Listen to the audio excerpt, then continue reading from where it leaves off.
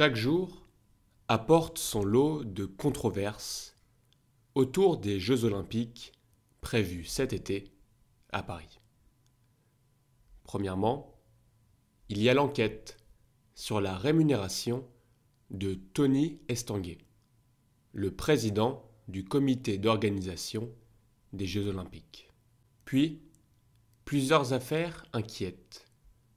Soupçons de prise illégale d'intérêt, de favoritisme, de détournement de fonds publics concernant certains marchés, le déplacement forcé des bouquinistes, sans oublier les étudiants et les sans-abri déplacés loin des yeux du public. Ce qui surprend, c'est l'absence de débat ou de consultation populaire sur l'organisation des Jeux à Paris. Comment l'expliquer ?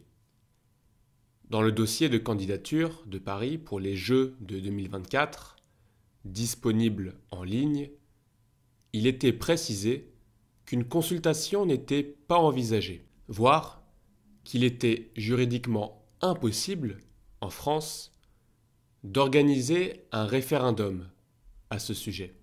Ce qu'il faut savoir, c'est qu'en 2015, lors de la candidature de Paris, plusieurs villes avaient renoncé à se présenter, à la suite de référendums ou de manifestations populaires. Parmi elles, Rome, Hambourg et Boston. Et à ce moment-là, le CIO, donc le Comité international olympique, qui est la grande instance organisatrice de ces Jeux olympiques, craignant de manquer de candidats, a donc favorisé les villes moins réticentes, comme Paris.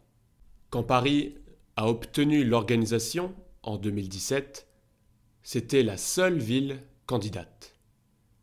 L'argument principal de la candidature parisienne était d'organiser les Jeux sans dépense d'argent public, sous le slogan « Les Jeux financent les Jeux ». Cependant, la réalité est plus complexe. Les Jeux financent les Jeux, ça a été une formule géniale qui a débloqué les réticences à l'époque sur le risque de débord financier. Car oui, les Jeux olympiques coûtent souvent plus que prévu. Après avoir analysé les budgets des Jeux sur 50 ans, des chercheurs de l'université d'Oxford ont conclu que ces méga événements dépassent toujours les budgets initiaux. Exposition universelle, Coupe du monde de foot, EPR, tous ces méga événements débordent toujours plus financièrement. Pour Paris 2024, les dépenses estimées s'élèvent à environ 9 milliards d'euros. On verra à la fin combien ça coûte. Ce budget est partagé entre le comité d'organisation des Jeux olympiques, le COJO, dirigé par Tony Estanguet, et la Solideo, la société de livraison des ouvrages olympiques, l'aménageur public des Jeux, qui a notamment construit la grande piscine de Saint-Denis. Le COJO bénéficie de 97% de financement privé, soit environ 4,5 milliards d'euros. La Solideo, quant à elle, mélange fonds publics et privés. Par exemple, le village olympique, situé entre Saint-Denis et Saint-Ouen, au nord-est de Paris, a nécessité un investissement de 2 milliards d'euros, majoritairement privé. La Cour des comptes, qui est quand même la gardienne des comptes publics en France, malgré plusieurs rapports, peine à estimer le coût final pour les finances publiques. Son président a suggéré que cela pourrait atteindre environ 3 milliards d'euros. Les périmètres de dépenses évoluent, rendant le calcul complexe et opaque. C'est difficile de tout calculer. Parfois, on prend l'inflation. Parfois, on ne prend pas en compte toutes les dépenses.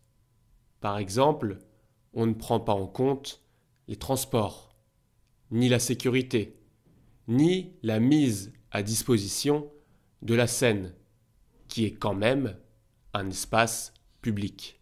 Bref, c'est vraiment très complexe et relativement opaque. Le principal bénéficiaire des Jeux olympiques semble être le Comité international olympique.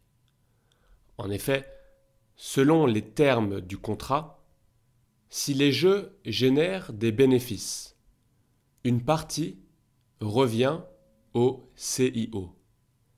Mais si les Jeux sont déficitaires, c'est la ville organisatrice, et donc l'État, qui en assume les coûts. Ce principe a été approuvé par le Parlement, mettant en évidence un rapport de force très favorable au CIO.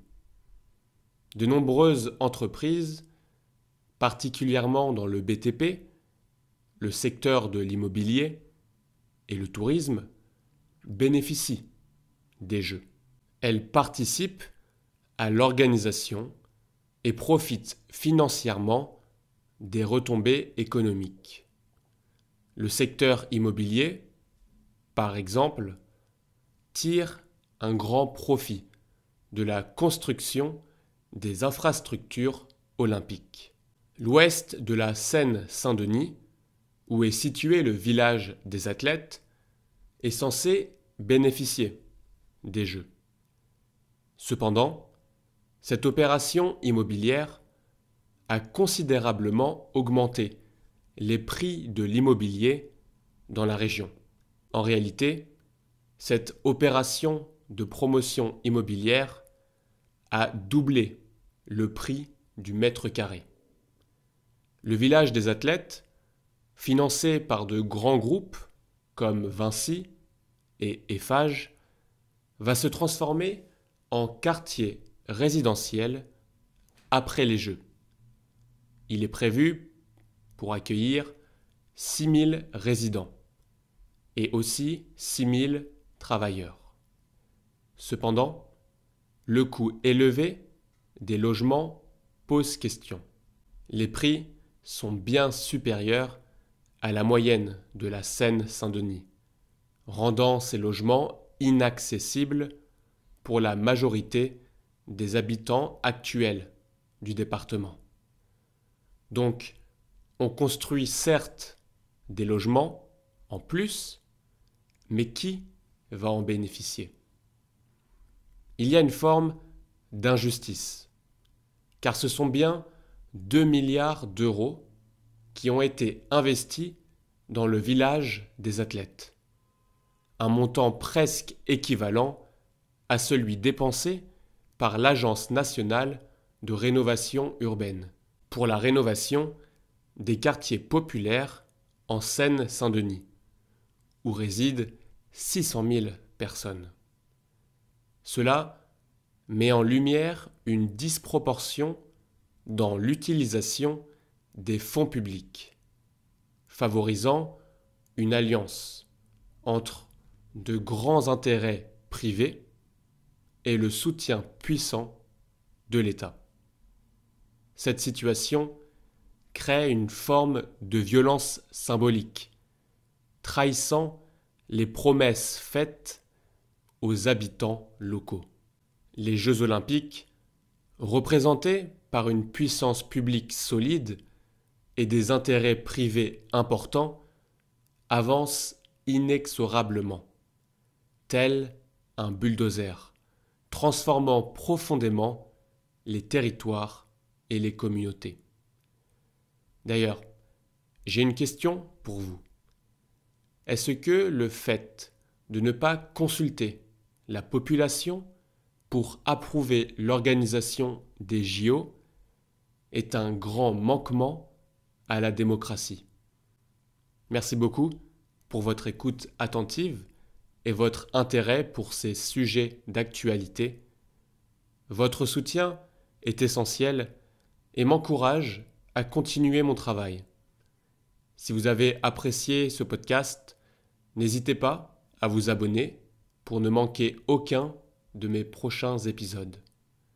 Vous pouvez aussi liker l'épisode, ça ne mange pas de pain et ça m'aide énormément. Ça aide d'autres personnes à découvrir mon contenu. N'hésitez pas à partager vos réflexions sur le sujet d'aujourd'hui. Vos retours sont précieux et m'aident à améliorer mon contenu. Encore une fois, merci pour votre écoute et votre engagement. À très bientôt pour un nouvel épisode. C'était Carlito. Ciao.